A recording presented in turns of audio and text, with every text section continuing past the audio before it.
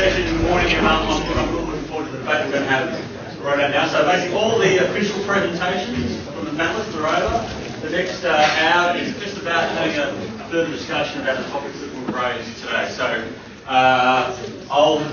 again, if you're asking questions, if you just speak in the microphone, hold like that, and then just say where you're from and what your name is, and pose your questions. So does anyone have any burning questions they'd like to start off with? Darren Draper. Come on down. Darren Draper from Stable Road. Tony, with your confessions earlier this morning, you probably know the question, but the guidelines, is Sean here as well? No, he's on my place. Yeah. They're obviously prepared to give some guidance to proprietary costs for vendors. With that preparation of guidelines, why was it not more detailed? Because evidently councils around the place are using that as their benchmark, but they're then saying, well, does your grab sampling over 2 events comply with 2 certain local regional emissions? There's not enough detail. No. So it came down to a simple equation of dollars, and we were writing music modelling guidelines, not a squid testing protocol. So we wanted to put something in there. The pressure that we received, or the advice that we received, was that a lot of councils were receiving music models prepared by proprietors that contain nodes in them with a certain amount of performance. And so what we wanted to say, well, if you're going to stick a node in there, it's got to actually have some basis in an independent reviewed data set. In the eWater CRC, they started the process where they managed to collar some cash out of the proprietors to get their products up on the screen in music. Part of that process was supposed to be a review process that was undertaken to make sure any music nodes that were developed actually got independently verified. Unfortunately, that never proceeded. It's my understanding, though, that is going to proceed. No. From that.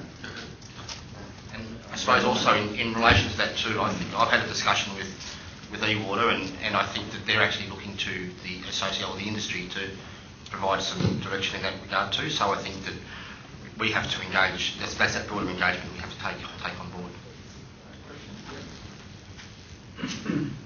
Sorry, I don't have a question. I just want to share our experience. I'm Girija Sharma from Sydney Catchment Authority. We have been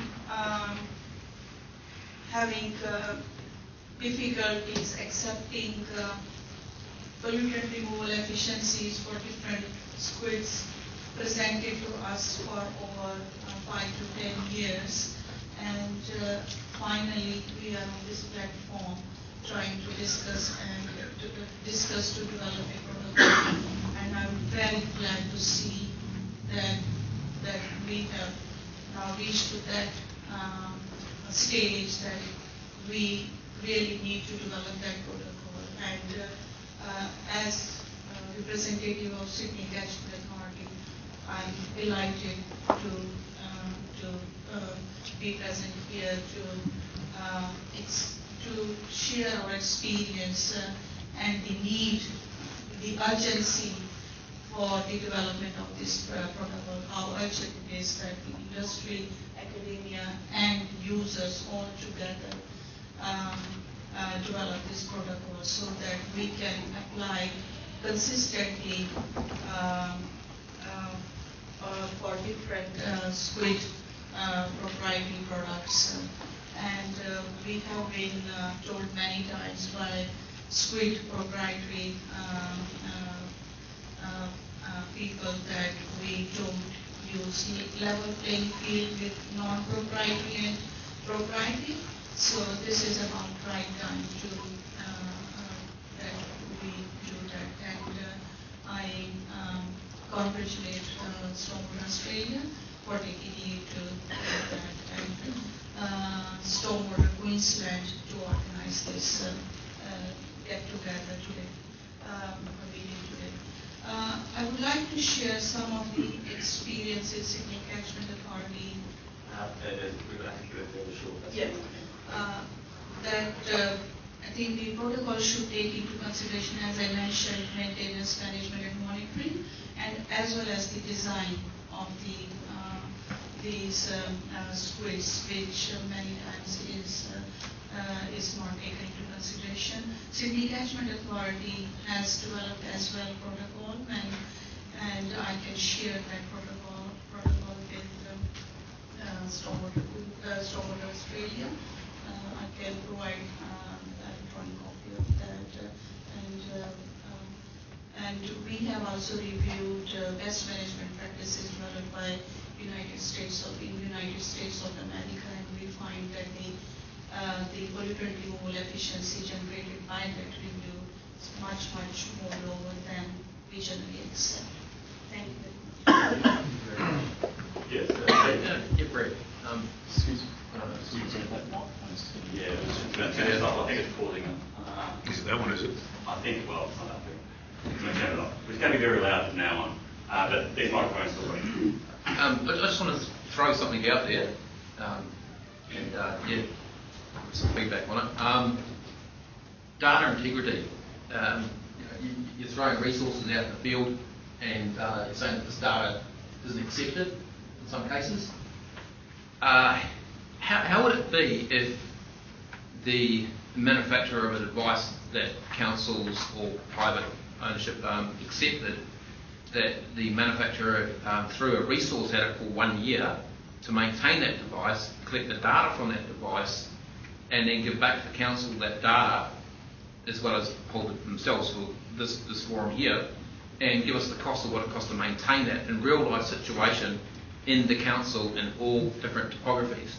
Now that data is real life data that a council would accept that information, and we could use that information to go back to our development assessment team and go, this works, so if we get another situation like this, use this. And that's how it works internally for us.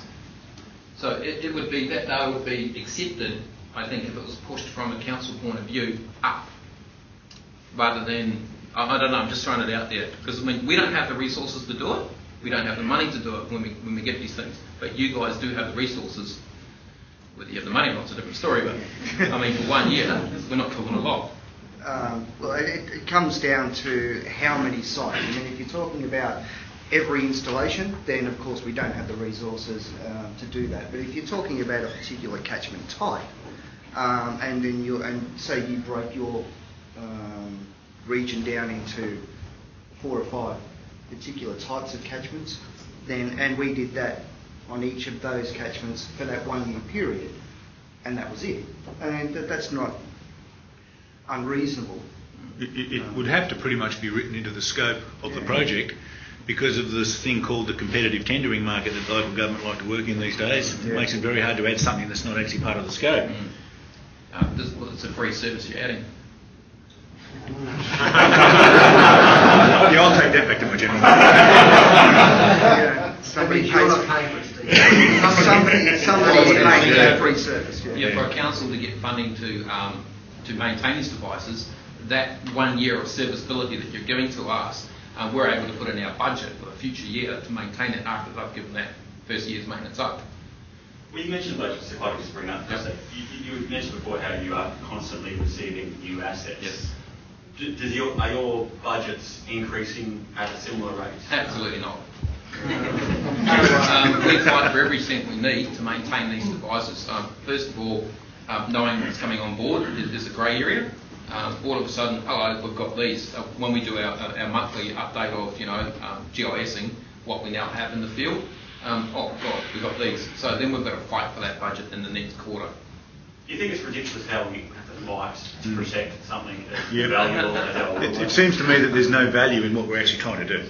Yeah. Oh, no, there's definitely value. Healthy waterways wise, I mean, there's definitely value. I mean, But how do you capture that value? How do they capture that? How does the council capture the value? This is a Politically, how do they capture the value? educate councillors? Yeah, so I also think part part of the thing that we have to do as we move forward is we know that there's investments that are already happening in sort of getting, sort of testing and everything done. We know that there are good councils out there that are actually investing in, maintenance and that sort of stuff, but there's also a lot that aren't. The thing that comes up is always it's a political thing, getting budgets and everything within any organisation is a challenge. We also have to be able to, as an industry, go back to the people who sort of, that political level and say, this is what the industry is delivering as a public good, because essentially what we're talking about is how we interplay with regulation. And regulation is really, if the market can deliver something, it will. If public good, quite often the market can't deliver a public good, so that's where regulation steps in. So within government there's a process where they do a regulatory impact statement, which is actually looking at what the public good that you're buying is, looking at what the cost of achieving that public good is, and then you regulate accordingly. We have to be able to take, as a united front, in my view, back to government and sort of that political level and say, here's the good work that we're already doing and here's the investments that we're prepared to make.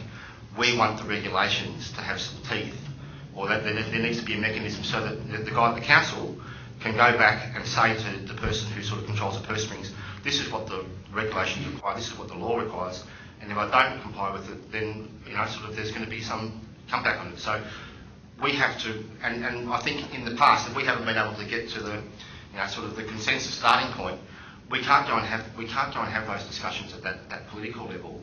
So really important to have a good starting point so we can go and drive that. Do you want to make a comment? Yeah, I think there's a couple of issues. First of all, the benefit of putting these things in the ground. One of the confessions I should have made before was I'm part of the scientific expert panel for healthy waterways in urban water. And we're actually in a process at the moment trying to develop an economic assessment of the benefits of water-sensitive urban design and erosion and sediment control. A business case is being developed for erosion and sediment control, the same as Worcester was done by Design Flow and others, that Al Hoban was heavily involved in. In all cases, the difficult bit is actually being able to put that benefit in front of the politicians and then recognising that value. So I can tell you now that for every tonne of sediment that I stop going into Moreton Bay, or you stop, or somebody else stops and going into Moreton Bay, the direct cost to council is we're saving council $500 per tonne in terms of what they don't have to dredge out of their assets, including the culverts and so on, and what we don't have to dredge out of the river to allow for navigation. That's a direct cost. That doesn't even look at the value of the tourism dollar, the aesthetic value, all of those other more intangible benefits. The other issue is councils, what Steve was proposing with councils actually getting the manufacturers involved in the process is a good one, but how do we provide a level of oversight or independence to make sure that what we get back from the manufacturers is reliable information?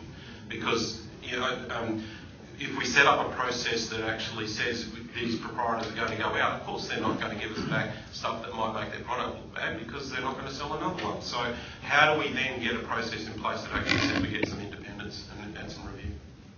Excellent point that Tony raises. I was going to raise it as well. If we set up, if Stormwater Australia is the vehicle that sets up the body, the vendors, it would cost us money to go and do it anyway. We pay a sum and volunteers go and do it. Stormwater Australia still benefits. We can get a university to do it, get your undergrads to do it. It can all be done very cheaply. So all these things are very, very possible. They're tangible. They're objective. A question from the floor. Oh, no, I was just relating back to Steve's comments about operation and maintenance. The 1 year study wouldn't quite work. These devices, all devices, are over after the establishment phase. The operational costs start to come down over time. What we really need to do is be looking at building better capability within council, not only all councils, to gather this data. Don't forget, monitoring and record keeping is a BMP in itself, so that needs to be part of the program as well for and improving the performance of these systems over time. So, Yes, Steve? Yeah, I'll answer it there. Currently, that's what our council does at the moment. yeah, you're a great example.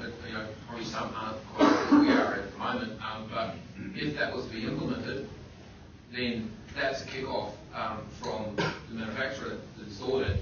This is the maintenance regime, this is what we're getting from it, and it's a carry on.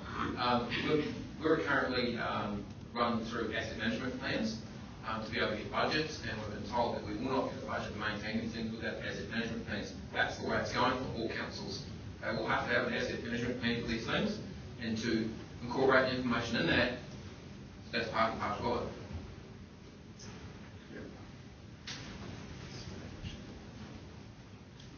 Iqbal Hussain, City of Gold Coast. Thanks, Mr. Motor, Australia, to bring this matter. As a development assessment officer or manager, we are in very much pressure to approve or sustain. So my question to the panel is just like how we maybe if the forum will engage some team or some panel for recommendation for future assessment.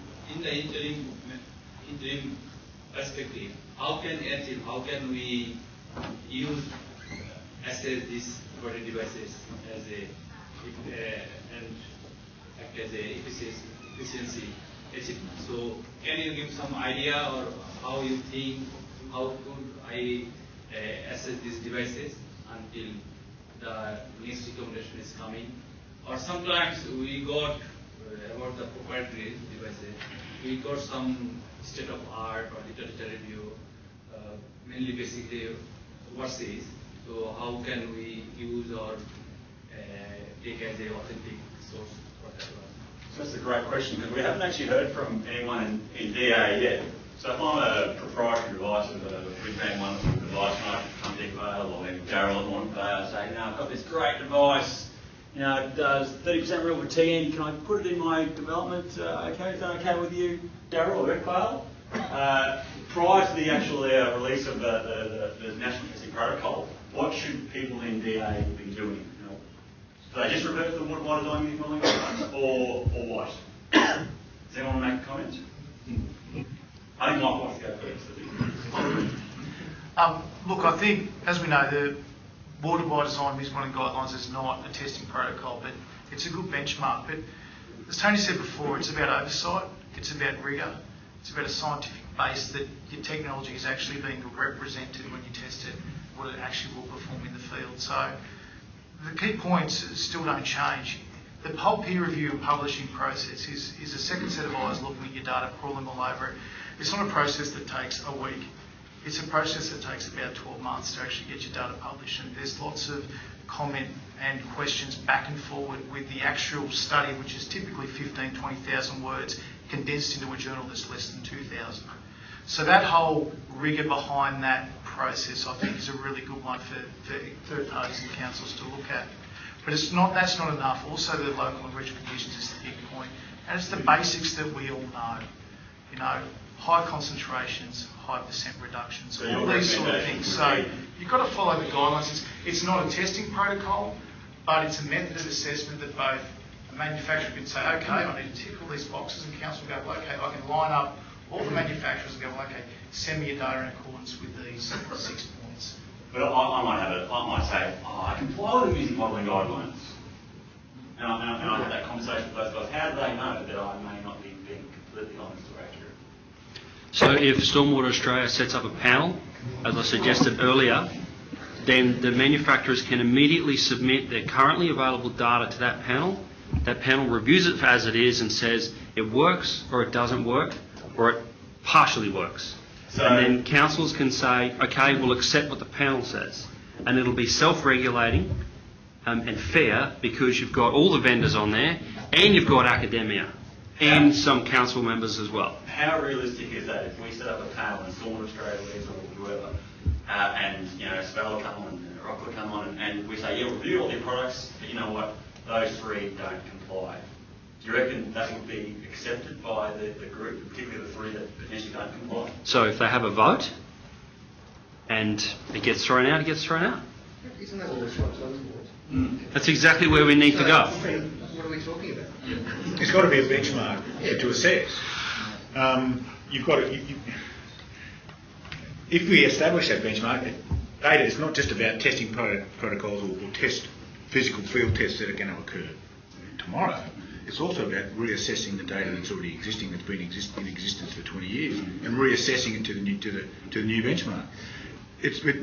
They might still be valid, they might not be valid, they might just need to be reinterpreted in a different way, and some numbers done. So you've got to establish that base case. So the panel should be setting up what the conditions are, defining the conditions, and defining what it is we're testing for. Define the term. What's T assessment? Right,